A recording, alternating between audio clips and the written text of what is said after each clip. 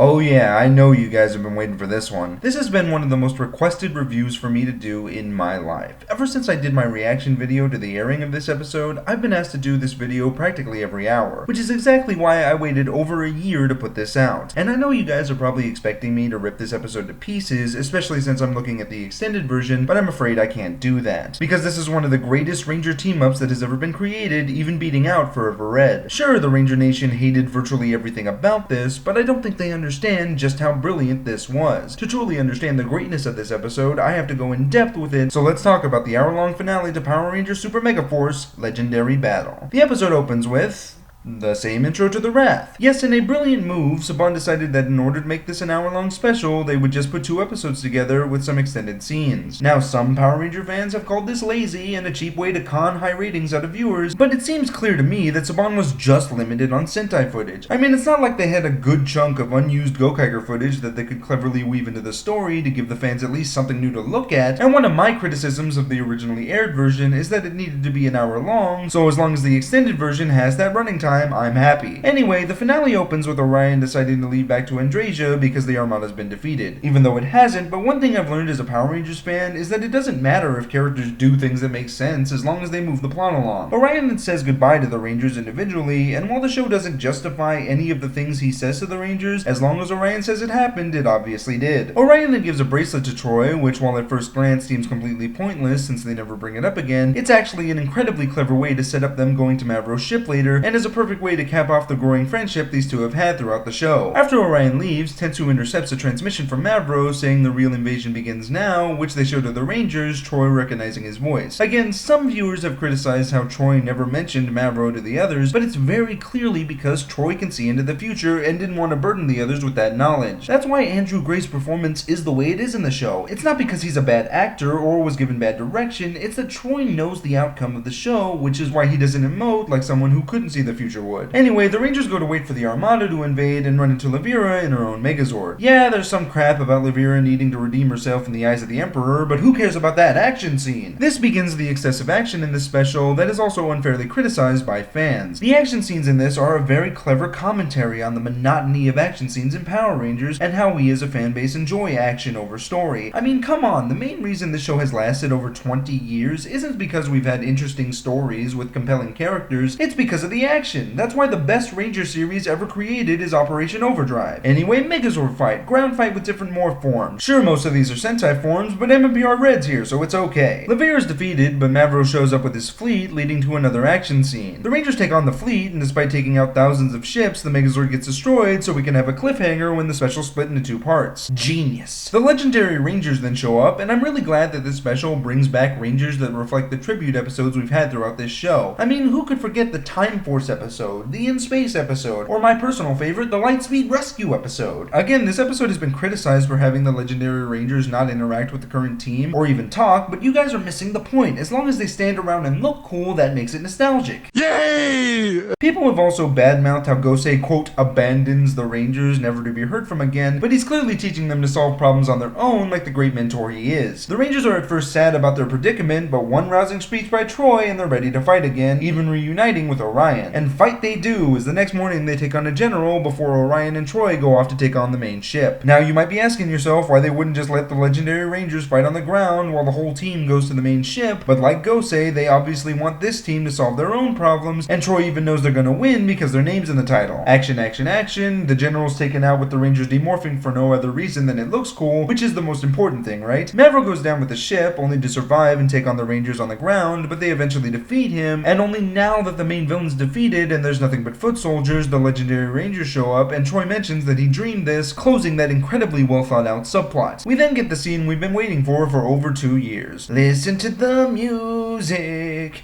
it is so cool, because they're walking, yeah! And while most fans bash this fight for focusing too much on the current team, their name's in the title, so they're obviously more important than the Rangers most fans tuned in to see in action again. But nothing could prepare you for the greatest and most necessary scene in this entire finale. Hello, old friend!